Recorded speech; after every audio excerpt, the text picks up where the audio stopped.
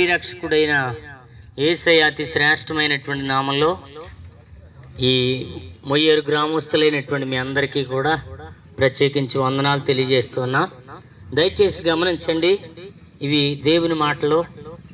దేవుని గూర్చినటువంటి మాట ఎంతో శక్తివంతమైందండి. ఎంత శక్తివంతమైందనంటే ఈ లోకంలో ఉన్నటువంటి సమస్తాన్ని ఆయన కేవలం తన నోటి మాట ద్వారా చేయటం జరిగింది. మనం చూస్తున్నటువంటి ఈ ఆకాశం కానీ, ఆకాశంలో ఎగిరేటువంటి పక్షులు కానీ, ఆకాశంలో ఉన్నటువంటి నక్షత్రాలు కానీ, అలాగే భూమి మీద ఉన్నటువంటి జంతువులు ఏదైనా సరే, అలాగే మొక్కలు, ఆయా విధాలైనటువంటి బ్రహ్మాండమైనటువంటి చెట్లు, ఇవన్నీ కూడా దేవుడు తన నోటి మాట ద్వారా చేశాడండి. కేవలం ఆయన కలుగును గాక అని అంటే ఇవన్నీ కలిగాయి.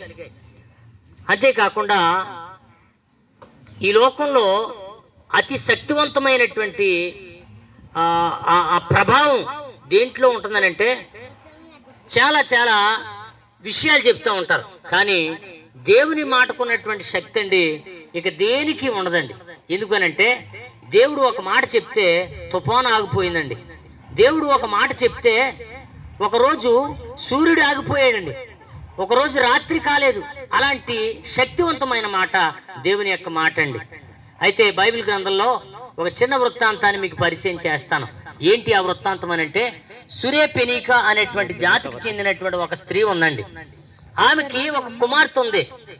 ఆమె ఏకైక కుమార్తె. ఆమె తప్ప ఇంకెవరు లేరు. ఆమె తప్ప ఇంకెవరు లేరు. ఆమెను బట్టే చాలా సంతోషంగా బ్రతికేస్తా ఉంది.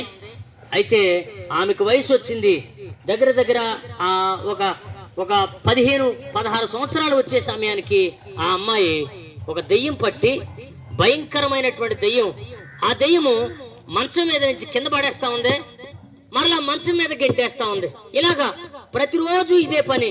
ప్రతి సమయంలో కూడా ఇలాగే ఆమెను బాధిస్తూ ఉంటుంటే సరైన తిండి లేక ఇలా ఒక బక్క ఏలులాగా ఆమె అయిపోయిందండి. ఇక ఆ బిడ్డను చూడలేక, ఆ బిడ్డ భరించేటువంటి ఆ బాధని తట్టుకోలేక ఆ తల్లి ఎన్నో ప్రయత్నాలు చేసింది. ఎంతో మంత్రగాళ్ళ దగ్గరికి తీసుకుని వెళ్ళింది. ఎక్కడో భూత వైద్యం చేస్తారనంటే అక్కడికి తీసుకుని వెళ్ళింది. ఎక్కడికి తీసుకుని వెళ్ళినా ఆమెకు ప్రయోజనం లేకుండా పోయిందండి. ఎంత ప్రయత్నం చేస్తా ఉన్నా కానీ ఆమెను సాధు చేయలేకపోతా ఉన్నారు. ఎందుకనంటే ఆమెకు పెట్టినటువంటి ఆ దయ్యము చాలా ఘోరమైందండి. ఆమెను చాలా హింసిస్తా ఉంది. ఆ కుటుంబానికి నిద్ర లేని రాత్రులు ఎన్నో గడిచిపోయాయి. అయితే ఒకరోజు ఏమైందనంటే యేసుక్రీస్తు వారి కోసం ఆమె విందండి. అప్పటి వరకు ఎన్నో ప్రయత్నాలు చేసి ఇక విరమించుకుంది. ఇక ఈ బిడ్డ నాకు దక్కదు, చనిపోతుంది, ఇక మామూలు మనిషిగా అయ్యేటువంటి ప్రసక్తే లేదు అన్నట్టుగా ఆ తల్లి నిర్ణయం చేసుకుంది. కానీ ఎవరు ఆ దారిని పోతా ఒక మాట చెప్పారు. యేసయ్య అంటండి, ఆయన దగ్గరికి వెళ్తే నీ బిడ్డ కొరకు ఒక్క మాట పలికితే చాలు, వెంటనే నీ బిడ్డ బాగుపడిపోద్ది అని అనగానే ఆమెలో ఒక విశ్వాసం కలిగి పరుగున యేసుక్రీస్తు వారి దగ్గరికి వచ్చింది. వచ్చి ఇలాగంటుంది, అయ్యా నా బిడ్డకి ఇలాంటి సమస్య, ఈ దెయ్యం పట్టి చాన్నాళ్ళ నుంచి ఇలాగే మంచం మీద నుంచి కింద పడుతుంది, మరలా మంచం ఎక్కుతుంది, మరలా కింద పడుతుంది, అన్నం తినట్లేదయ్యా, చాలా చాలా రోజులు అయిపోయింది ఇలాంటి స్థితిలో ఉండి, అయ్యా నీవే నా బిడ్డను కాపాడాలి అన్నట్టుగా ఆమె అర్థించగానే యేసు ప్రభు వారు చాలా కనికర పూర్ణుడండి. ఆయన మంచివాడు, అందరికీ మేలు చేస్తాడు, తన మన అనే భేదం ఉండదండి.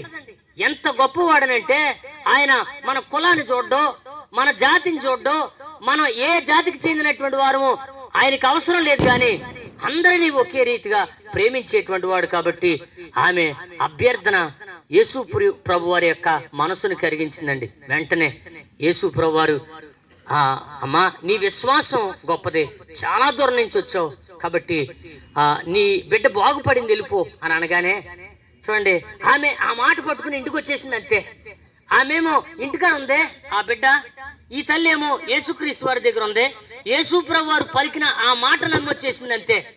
ఆ మాట నమ్మి వచ్చి పరుగున ఇంట్లోనికి తేరి చూస్తే చూడండి, ఇంటి వాళ్ళందరూ కూడా సంతోషంగా ఆమె రాక కొరకు ఎదురు చూస్తున్నారు. ఎందుకనంటే ఆమె బాగుపడిపోయానట.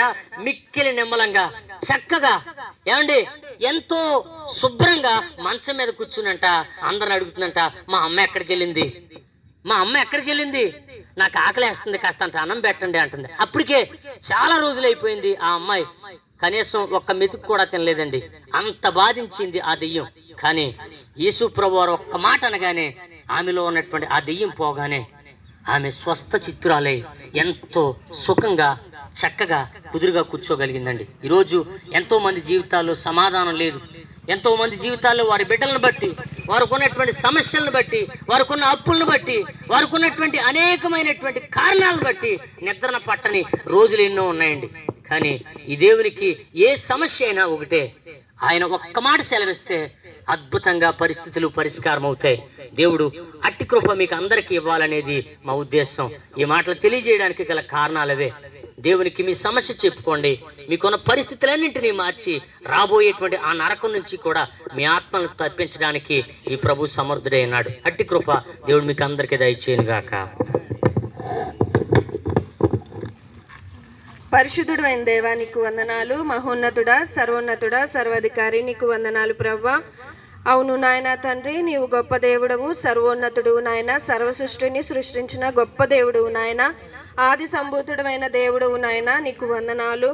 అవును ప్రభువా, నీ ఒక్క మాట చేత దేవ ఈ సృష్టి అంతా కలిగి ఉన్నది ప్రభా. అవును నాయన, నీ మాటలో అంత శక్తి ఉన్నది, అంత బలము ఉన్నది ప్రభా. కాబట్టి నాయన తండ్రి, ఎంత బలహీనత అయినప్పటికీ, ఎన్ని సమస్యలు అయినప్పటికీ, ఎంత ఘోర ప్రమాదం అయినప్పటికీ ప్రభా, నీ ఒక్క మాట చాలు ప్రభా. మేము బ్రతకటానికి నీ ఒక్క మాట చాలు ప్రభా. మా సమస్యల నుండి విడిపింపబడటానికి నీ ఒక్క మాట చాలు ప్రభా. నాయన మా హృదయంలో కానివ్వండి, మా కుటుంబంలో కానివ్వండి, గొప్ప సంతోషము సమాధానము కలుగుతున్నది ప్రభా. నీ మాటలో అంత శక్తి ఉన్నదయ్యా. కాబట్టి ప్రభా, ఈ సమయాన నాయన నీ మాటలు విన్న వారందరూ ప్రభా, నీ ఒక్క మాట కోసం నాయన దేవా, ఒక్క మాట మా కోసం పలికయ్యా, మాకు సహాయం చేయయ్యా అని దేవా నిన్ను అడగటానికి ప్రభా నాయన వారందరికీ సహాయం చేయండి నాయన.